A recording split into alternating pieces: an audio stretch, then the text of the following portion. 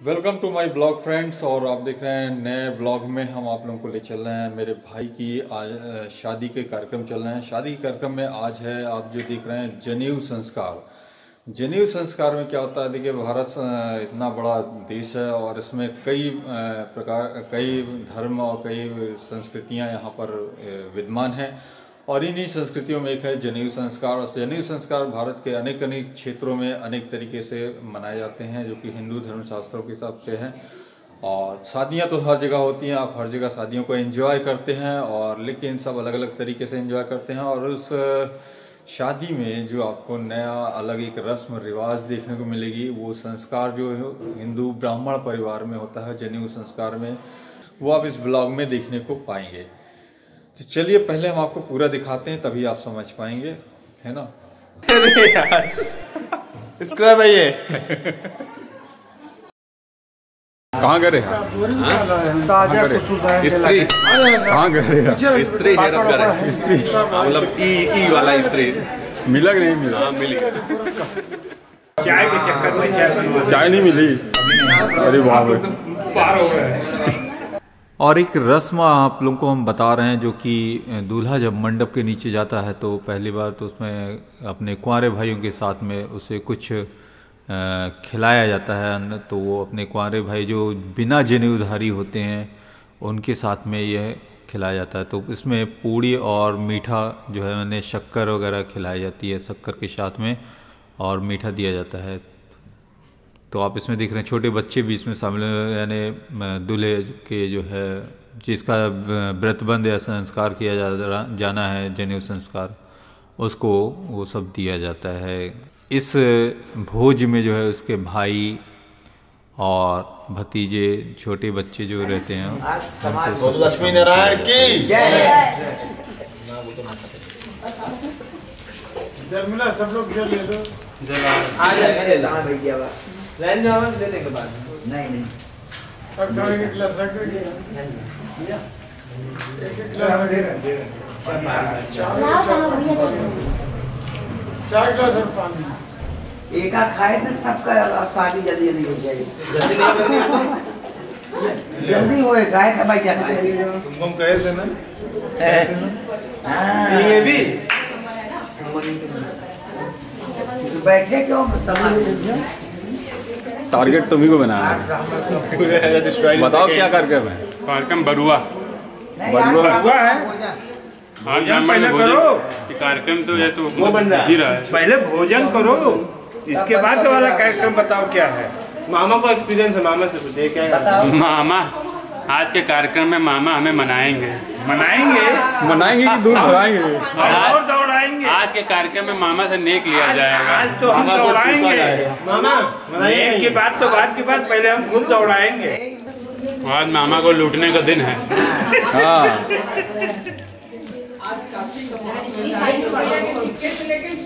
और ये चुप क्यों बैठे हैं? हाँ, और मुंह खोलो।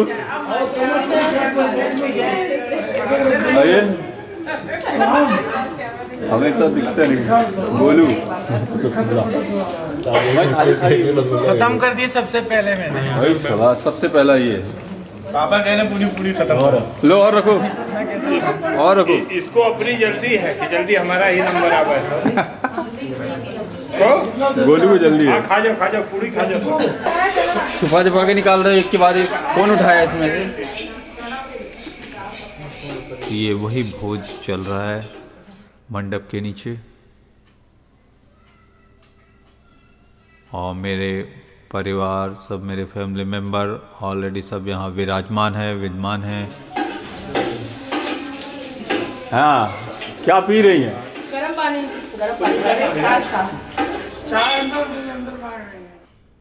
और ये ऊपर मेरे मामी खड़ी हैं, सिस्टर, मौसी, नीचे मामा जी बैठे हुए हैं आसन लगाए,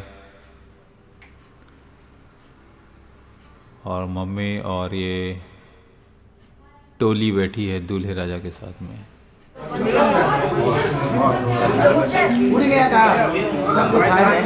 ऐसे में रख गंदा नो, ऐसे रख। हो गया एकदम टाइट। तो ये आप धोती पहनने का तरीका सीख रहे हैं, जो कि हिंदू धर्म संस्कृति में कैसे दूल्हे को मंडप के नीचे जाने से पहले धोती पहनाया जाता है। इतना करने के यहाँ तक धोती रहनी चाहिए। ताऊ जी से पहन रहे हैं अपने। तो उसको पीछे करेंगे। हाँ पीछे आप आएगा। और छोटा बताइए, बहुत छोटा हो जाता है नीचे का, एक ऊपर का, तो नीचे वाला बहुत आसान। कुशल साइड है। हाँ नीचे वाला या कुशल उधर जाओ। अच्छा इसे करके पीछे ले आओ।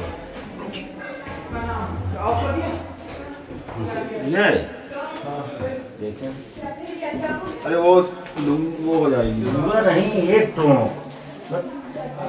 वो कहे तो सब ले लिया। एक छोर पकड़ना है, सब नहीं करना है। वो वाला पकड़ा दो हाथ से।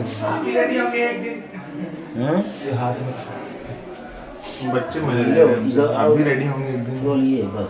हाँ ठीक। तुम का रेडी तो हो रही। ठीक। ये क्या है?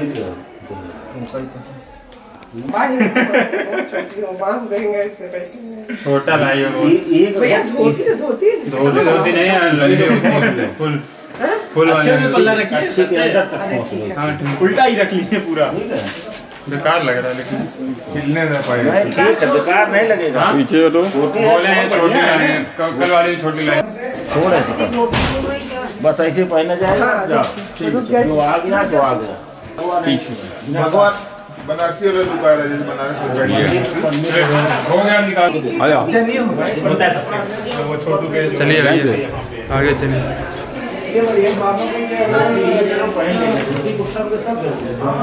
भाई और हमारे ग्रुप में शामिल होने के लिए तैयार। हम भी ब्रह्म देवता बन जाए। आज ये द्विज ग्रुप में शामिल होंगे, अब कल जो है फिर गृहस्थ ग्रुप में।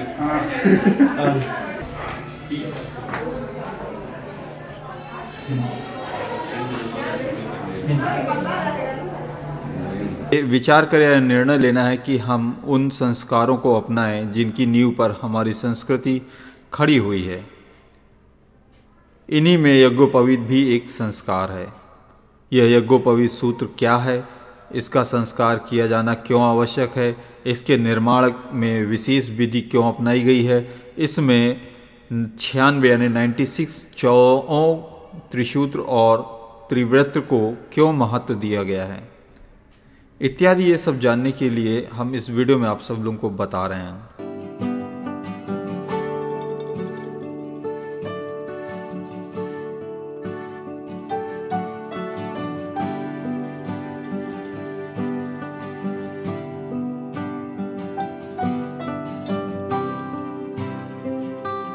ढूंढ कर लाया गया है और इसको फिटिंग दी गई थी। कब आएंगे बता दो। आज आए हैं, आज आज आए हैं। आज क्यों, कल क्यों नहीं? यज्ञोपवीत को हम सामान्य अर्थों में जाने तो यज्ञोपवीत 3 टांगों के जोड़ में लगी ग्रंथियों से युक्त सूत की एक माला है, जिसे ब्राह्मण, क्षत्रिय और वैश्य धारण करते हैं। और वैदिक अर्थ में यज्ञोपवीत शब्द यज्ञ और उपवीत और इन 2 शब्दों से के योग से बना हुआ है, तो जिसका अर्थ है यज्ञ से पवित्र किया गया सूत्र। यज्ञोपवीत संस्कार को व्रतबंध कहा जाता है, उपनयन और जनेऊ भी कहा जाता है। सदा गांठ लगी शिखा एवं ज्ञान सूत्र धारण किए रहना चाहिए। और यज्ञोपवीत ब्रह्म सूत्र है, जो शोभा के लिए या अनुष्ठान के समय ही धारण करने एवं शेष समय में उतारकर किसी खूंटी में टांगने के लायक नहीं है। ऐसा करने वाले पाप के भागी होते हैं। और यहाँ बताना उचित होगा कि साकार परमात्मा को यज्ञ और निराकार परमात्मा को ब्रह्मा कहा गया है। और इन दोनों को प्राप्त करने का अधिकार दिलाने वाला यह सूत्र यज्ञोपवीत है। ब्रह्म सूत्र और सविता सूत्र और यज्ञ सूत्र इसी के नाम हैं। और स्मृति प्रकाश में इसके ब्रह्मसूत्र नाम की सार्थकता के विषय में भी कहा गया है कि यह सूत्र जो है द्विज जाति को ब्रह्म तत्व और वेद ज्ञान की सूचना देता है, इसलिए इसे ब्रह्मसूत्र कहा जाता है। खड़े हो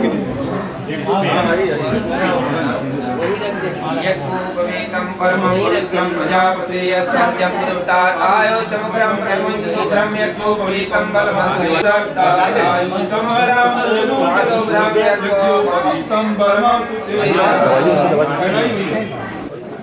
ये हमारी चिमटा बुआ। कौन सी? चिमटा बुआ। चिमटा हुआ।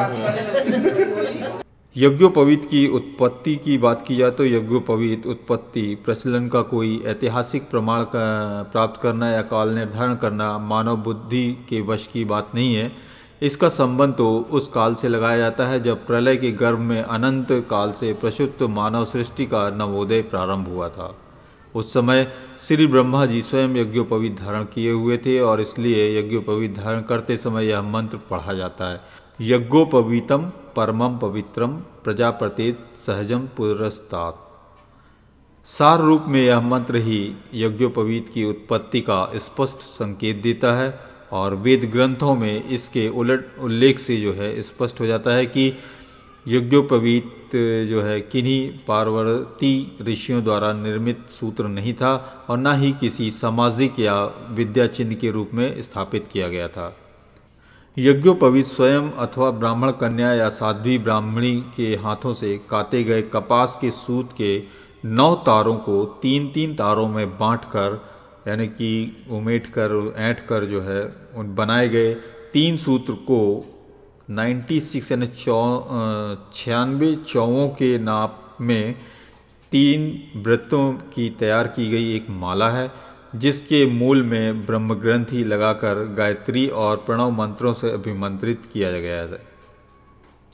इसके जाने के पश्चात जो है यज्ञोपवीत नाम इसे दिया गया है और इसे निश्चित आयु काल के विधान के साथ द्विज बालकों को जो है ब्रह्मचर्य, गृहस्थ और वानप्रस्थ इन 3 आश्रम व्यवस्थाओं में स्रोत और स्मार्त विहित कर्म करने हेतु पिता, आचार्य या गुरु द्वारा गायत्री मंत्र के साथ धारण कराया जाता है और इसी के साथ बालक का दूसरा जन्म होता है और वह द्विज कहा जाने लगता है।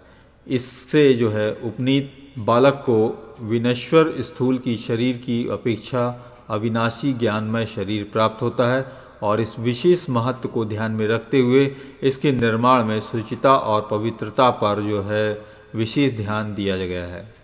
तो उपनयन संस्कार में गायत्री मंत्र के उपदेश के साथ ही ब्रह्मचर्य व्रत का पालन करने की दीक्षा लेते हुए पटुक गुरु की शरण में जाता है और इस प्रकार वह व्रत के बंधन में बंधता है और इसलिए उपनयन को व्रत बंध के नाम से जाना जाता है। और उपनयन से पूर्व बालक पूर्ण रूप से स्वच्छंद होता है किंतु वह बाद में उसे कामाचार, कामभक्षण आदि दोषों से बचाना पड़ता है। इसलिए यज्ञोपवीत धारण करने वाले ब्रह्मचारी को जो है मूंज यानी मूंज की बनी मेखला और हरिण चर्म को धारण करना पड़ता है और संस्कार के बाद बालक की द्विज संज्ञा होती है, तब वह द्विज कहलाने लगता है। तो इसी प्रकार आंतरिक और बाह्य शरीर शुद्धि के बाद जो है सप्तऋषियों एवं माता पिता अरुंधति की पूजा होती है और इसके बाद माता गायत्री का ध्यान करते हुए गायत्री मंत्रों का उच्चारण कर प्रतिष्ठित यज्ञोपवीत को धारण किया जाता है और पुराना जनेऊ उतार कर उसे पवित्र जल में प्रवाहित कर दिया जाता है।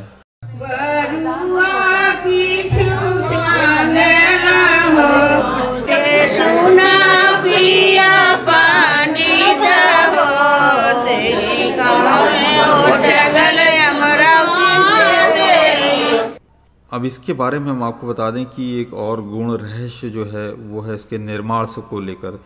निर्माण के लिए गांव से बाहर किसी तीर्थ स्थान, मंदिर या गौशाला में जाकर अनाद्य रहित किसी दिवस में संध्या वंदन आदि नित्य कर्म तथा 108 या 1008 बार या यथाशक्ति गायत्री मंत्र का जप करके ऐसे सूत से जो है यज्ञोपवीत तैयार करें जो स्वयं या किसी ब्राह्मण द्वारा या ब्राह्मण कन्या द्वारा अथवा साध्वा या ब्राह्मणी द्वारा काट कर तैयार किया गया हो।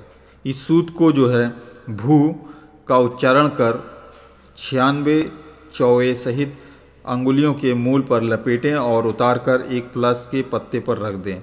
अब भुआ शब्द का उच्चारण करते हुए उसी क्रिया को फिर दोहराएं और स्वह शब्द का उच्चारण करते हुए तीसरी बार क्रिया को दोहराते हुए हाथ में लपेट कर 96 चौवे के परिमाण में अन्य 2 तार तैयार कर प्लस पर रखते जाएं और तत्वितो आदि 3 मंत्रों से उन 3 तारों के जल में अच्छी तरह भिगोकर बाएं हाथ में लेकर 3 बार जोर से आघात करें और फिर 3 ब्याहियों से उसे एक बट देकर एक रूप बना लें।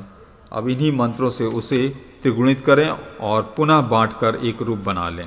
पुनः इस त्रिगुणित करके प्रणव से उसमें ब्रह्म ग्रंथि लगाएं और इससे 9 तंतुओं के में ओंकार, अग्नि, अनंत, चंद्र, पितृगण और प्रजापति और वायु और सूर्य और सर्व देवादि और देवताओं का क्रमशः आह्वान और स्थापन करें। अब आपको बताएं कि यज्ञोपवीत का परिमाण जो है 96 चौवा ही क्यों रखा गया है। तो यज्ञोपवीत के निर्माण के संबंध में प्रथम प्रश्न यह उपस्थित होता है कि इसके परिमाण में चौवा निर्धारित क्यों किया है। तो यदि इसका परिमाण कम या अधिक हो जाता है तो उससे क्या हानि होती है।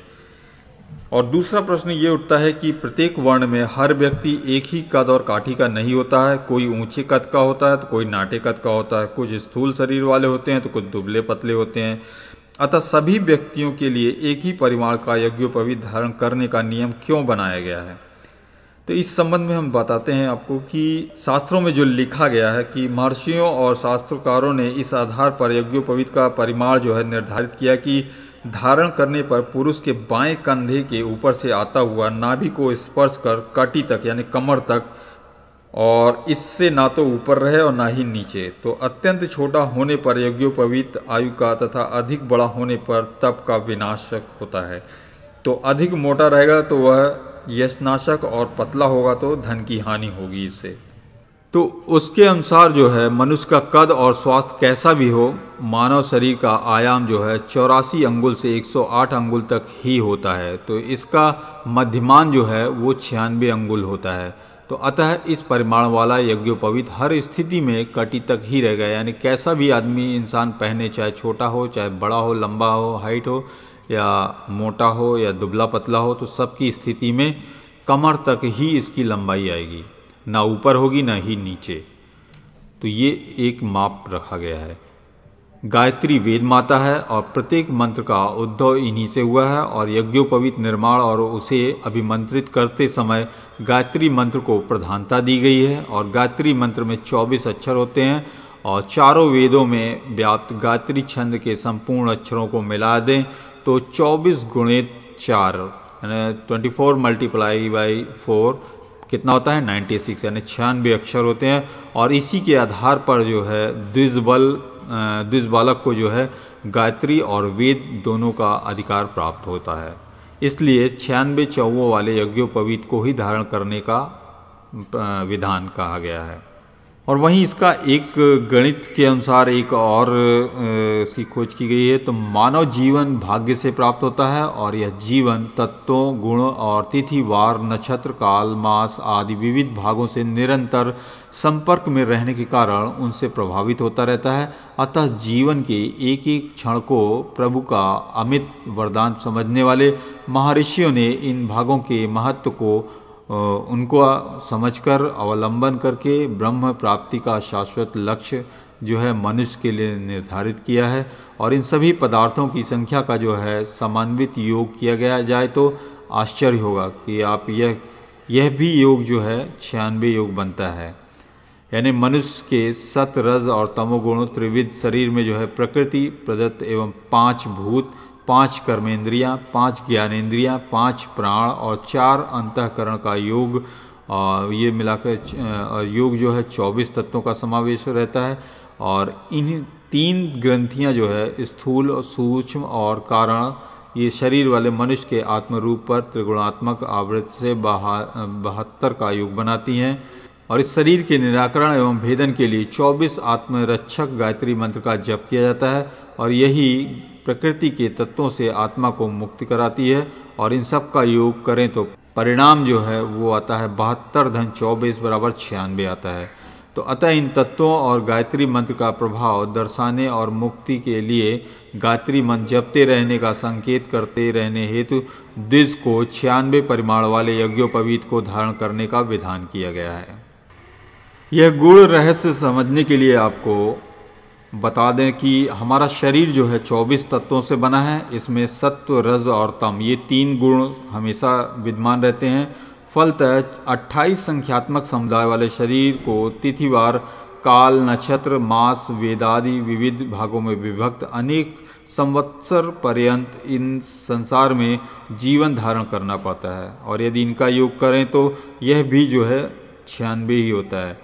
यानी देखें तो तिथि जो है 15, वार 7, नक्षत्र 27, तत्व 25, वेद 4, गुण 3, काल 3, मास जो है 12 मास होते हैं। इनका कुल योग करें तो 96 ही आता है, यानी कि 96 होता है। तो यज्ञोपवीत में जो है 3 सूत्र और त्रिव्रत ही क्यों महत्व दिया गया है? तो हिंदू धर्म में 3 की संख्या आध्यात्मिक और अधिवैदिक है और अधिभौतिक और सभी क्षेत्रों में विशेष महत्व रखती है। ऋक्, यजु और साम इन 3 प्रमुख वेद हैं और ब्रह्म और महेश त्रिदेव हैं। इन 3 काल, भूत, वर्तमान और भविष्य और सत्व, रज और तम 3 गुण हैं। 3 ऋतुएं हैं, ग्रीष्म, वर्षा और शीत, और त्रिलोक, पृथ्वी, आंतरिक और भूलोक। और इसी त्रिगुणात्मक भाव को आधार बनाकर यज्ञोपवीत का त्रिगुणात्मक तंतुओं से निर्माण और उसका त्रिवितकरण किया जाता है। 3 सूत्र में मानव तत्व, देव तत्व और गुरुत्व और भाव निहित है और इन्हीं की प्रेरणा जो है मार्गदर्शन और शिक्षा से मृत्युलोक में धूलोक और ऊर्ध्वगमन के लिए उपासना और ध्यान और सत्कर्म भाव मानव अपनाता है। यही उसके निर्वाण के मार्ग को प्रशस्त करता है और इसी भावना से 3 तारों को महाव्याधि मंत्रों से ऊपर की ओर और उमेटते हुए 9 तंतुमय सूत्र का निर्माण किया गया है। ये 9 तंतु और 9 देवताओं के आवास स्थान है, जहाँ उनका विधि पूर्वक आह्वान, पूजन और प्रतिष्ठापन किया जाता है। सामवेदी और छंदोग परिशिष्ट में 9 देवताओं के नाम इस तरह बताए गए हैं। देवताओं की प्रतिष्ठापना से मानव अपने हृदय में तदत देवताओं के विशेष गुणों तथा ब्रह्मलाभ, तेजस्विता, धैर्य, आवादकत्व, स्नेह, प्रजापालन। अब जनेऊ में जो ब्रह्म ग्रंथि होती है उसका क्या महत्व है? तो आपको बता दें कि ब्रह्म ग्रंथि को लगाने का अभिप्राय यह है कि मनुष्य प्रतिक्षण ध्यान रखे कि यह समस्त विश्व जो है ब्रह्मा से प्रादुर्भूत हुआ है और इसी में मानव कल्याण का सन्निहित है।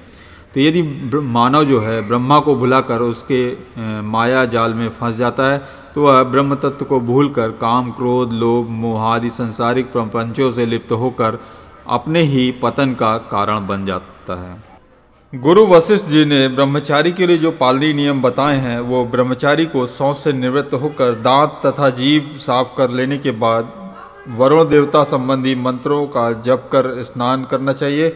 फिर आचमन प्राणायाम करके दोनों संध्याओं में सूर्य का उपस्थान करना चाहिए। इसके हवन करके अपने नाम गोत्र का उच्चारण करते हुए ब्राह्मणों को प्रणाम करना चाहिए और मेखला, दंड और उपवीत तथा अजिन धारण कर सुपात्र ब्राह्मणों तथा कुलीन द्विजों के घर की भिक्षा से आजीविका चलानी चाहिए और किसी की निंदा नहीं करनी चाहिए। यही भिक्षा जो है अब मांगता है बालक और उसके बाद पहली भिक्षा माँ यहाँ पर प्रदान करती है, फिर बाकी बहन और भी घर के सदस्यगण जो होते हैं वो भी देते हैं। और मौन व्रत का पालन करना चाहिए। गुरु की आज्ञा मिलने पर ही भोजन ग्रहण करना चाहिए। ब्रह्मचारी को चाहिए कि वो सदैव एक ही बार भोजन करे और श्राद्ध आदि में तथा आपत्ति काल में 2 बार भोजन न करे। सायं प्रातः अग्निहोत्र करे और मधु तथा मांस का आहार और प्राण हिंसा और जल में सूर्य का प्रतिबिंब दर्शन और स्त्री प्रसंग और बासी तथा जूठे अन्न का भोजन नहीं करना चाहिए। और गुरु के सामने अपनी इच्छा से बिना गुरु की अनुमति से कोई कार्य नहीं करना चाहिए। और परोक्ष में भी गुरु का नाम जो है वो विशेषण लगाए न ले और जहाँ गुरु की निंदा हो रही हो वहाँ कान बंद कर ले अथवा उठकर चला जाए। अपनी माता, बुआ, बहन के साथ भी एकांत में ना बैठे क्योंकि इंद्रियां बड़ी प्रबल होती हैं, वे ज्ञानियों के मन को भी विचलित कर देती हैं। तो इस प्रकार वशिष्ठ जी ने कुश को बहुत से ब्रह्मचर्य व्रत से संबंधी नियमों का उपदेश दिया है और तदनंतर प्रभु श्री राम ने जो है विप्रो और ऋषियों तथा मुनियों को अनेक प्रकार के दान दिए हैं और कुश को माता के साथ भोजन कराया गया है। और इसके बाद वशिष्ठ जी ने राम, सीता और कुश से आहूत देवताओं का पूजन कराया है तथा तदनंतर जनक जी सहित अन्य अन्य राजाओं के ने जो है श्री राम जी का पूजन किया है। श्री राम जी ने भी उनका धन, वस्त्र और आदि से यथोचित सम्मान किया और इस अवसर पर श्री राम जी ने ब्राह्मणों से दान लेकर चंडालों तक को सादर प्रसन्न किया है। उपनयन संस्कार जो है गुरु वशिष्ठ जी जो भगवान राम के गुरु थे, यहाँ पर उनका प्रसंग बताया गया है यज्ञोपवीत संस्कार को लेकर।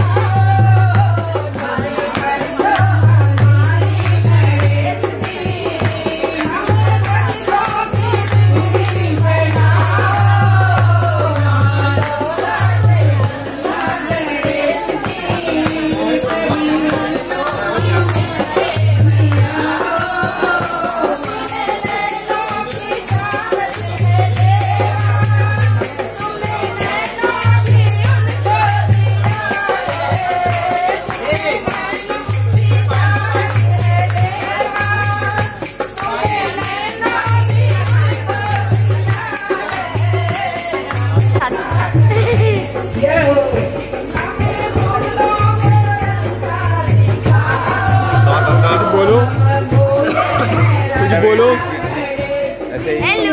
हेलो ऐसे दिखेगा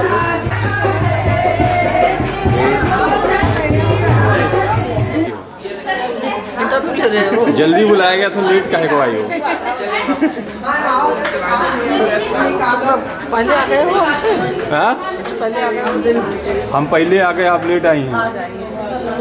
क्या करें, रास्ता नहीं पूछते आए, पता नहीं था कई जगह कि मतलब महीने आ रहे पूरा खा जाएंगे तो इसलिए लेट आ जाएं, यही पेट भर ले कम से कम। हाँ, गायब हो गई पहले से। तो फिर हम पूछेंगे तो मिलेगा कुछ, और न भैया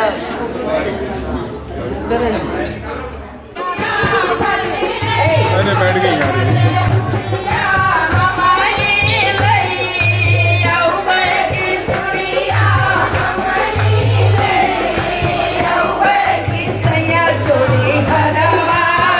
कुछ करो, एक्टिविटीज करो। एक मिनट देखो इधर फोटो।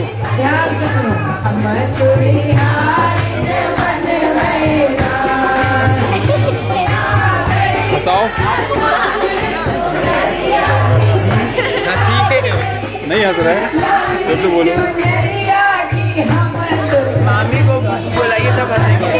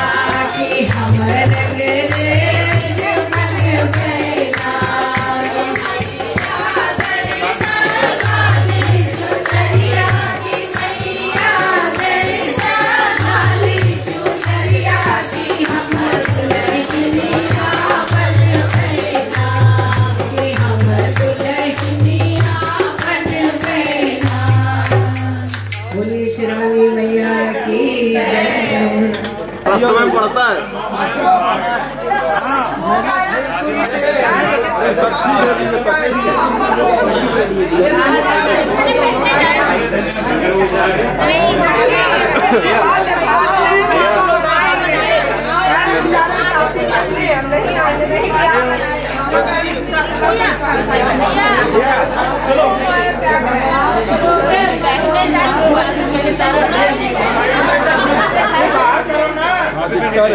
कैसे लटकावे बचपन वाले में बड़ा अच्छा लगता है जब छोटे पे होता है। सामने लो दिखाई देना छाता बंद कर दो बच्ची, पानी नहीं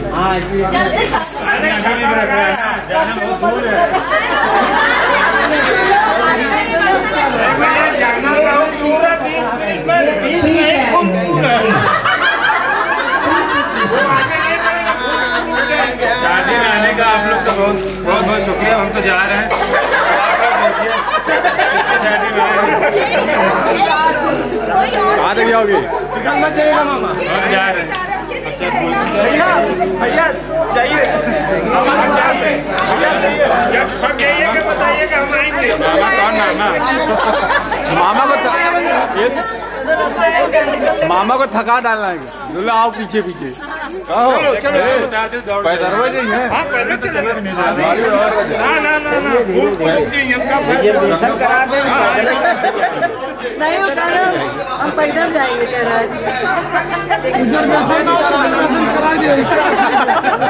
छाता लग रहा है भाई मैं फोन में लाया, ओला क्या बुक करी?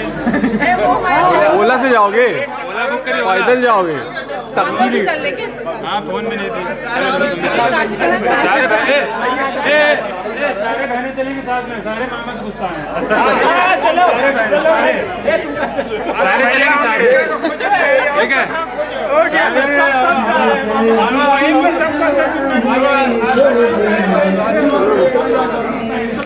चला संगम स्नान करके तब लौटा। संगम स्नान करके लौटना है। संगम नहीं करो, बनारस तक जाता है। पानी बारिश हो रही है। चाट लेके चलता है, भूख लागे देवे रास्ता। कहाँ चाट ले रहा? खवा रहा। भूख लागी तो रास्ता बताया। दक्षिण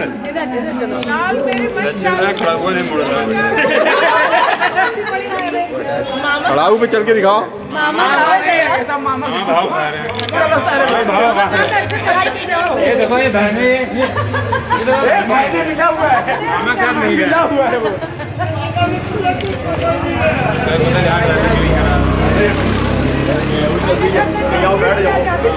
बैठ जाते पीछे। बाइक चाटो बाइक चाट। चाबी कहाँ है? अरे कहाँ मामा? मामा क्या थोड़ा और दूर जा। क्या हुआ? मामा चाट खाने लगेगा? हाँ मामा चाट खाएं, बिजी हैं। कहाँ डॉक्टर साहब धोखा देता है। डॉक्टर साहब धोखेबाजी है। गाड़ी ले आए क्या भैया सच में? हाँ मजाक का है, मजाक बना तक किए। बैठिए पैदल जाना, पैदल तो स्कूटी को लेके आ गया।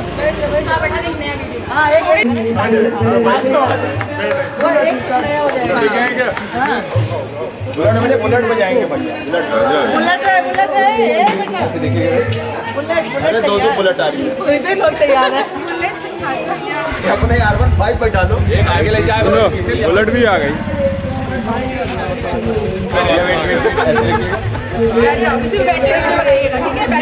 कैप्टन नहीं आ रहा क्या?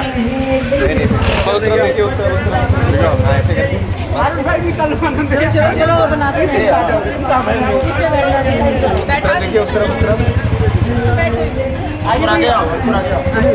आप बनाते चलिए।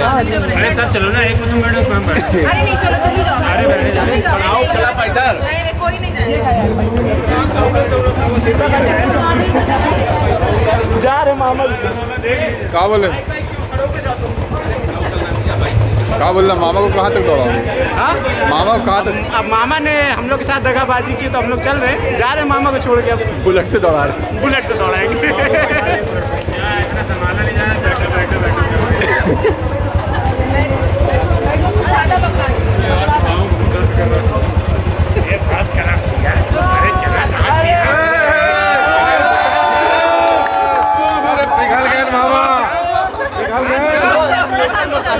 गेयर लगाओ गेयर। अरे तुम गेयर लगाओ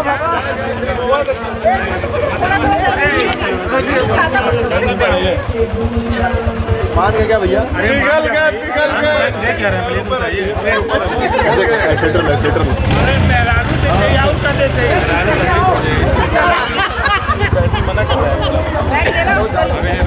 क्या करें, मामी के दे दे ही। मामी जी को बुलाइए, पहले जो बात बोलने से पहले।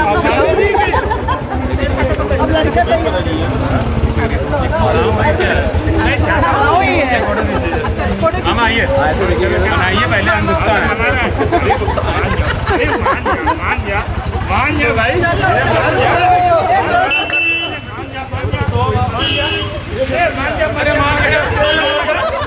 अरे भाई मान जा देख क्या रहे, देख क्या रहे, हर चीज देख दे भाई। मान जा गाड़ी बढ़ाई ना, देख मान जा। अरे तो इसको मनाइए पहले, ड्राइवर को। मान जा, ड्राइवर देख लेगा, ड्राइवर देख लेगा।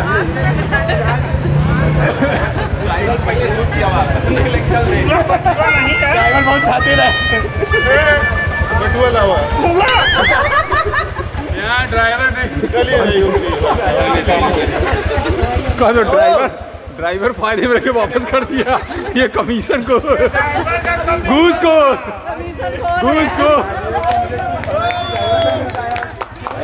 चलो अरे बांधे के जाना है कि हमें और आगे दौड़ा दी।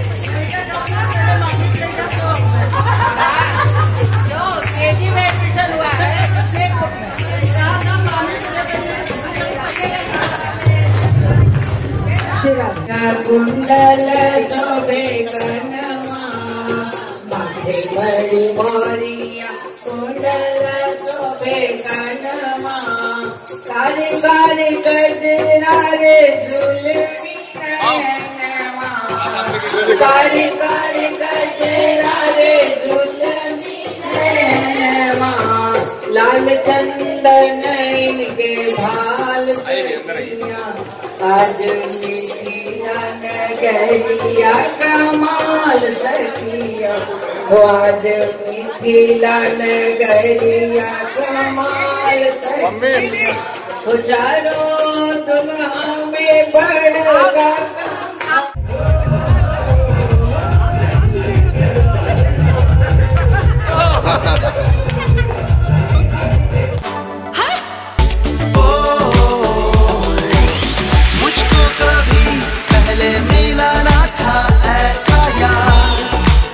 फ्रेंड्स, अभी तक देखा कि आपने जनेऊ संस्कार में क्या क्या चीज़ें हुआ है और किस तरीके से एंजॉय किया गया और किस तरीके से मामा ने भांजे को काशी पढ़ने जाने से मनाया है। और सबसे इंटरेस्टिंग पॉइंट यही रहता है कि इस जनेऊ संस्कार में जब मामा अपने भांजे को मनाते हैं काशी पढ़ने जाने के लिए, है ना, तो सबसे इंटरेस्टिंग पॉइंट रहता है और जो एंजॉय करते हैं लोग पूरी फैमिली विद, वो आप इसमें देखेंगे।